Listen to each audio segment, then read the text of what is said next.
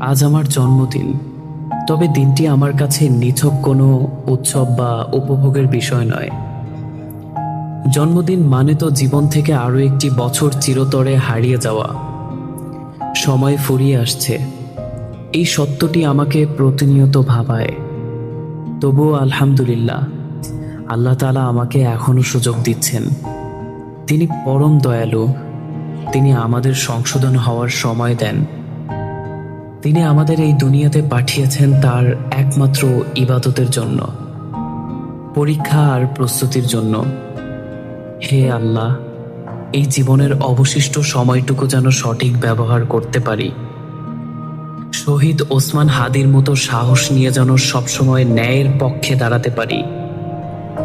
ভয় বা লোভের কাছে নতি স্বীকার না করে যেন সত্যের পাশে থাকার শক্তি পাই।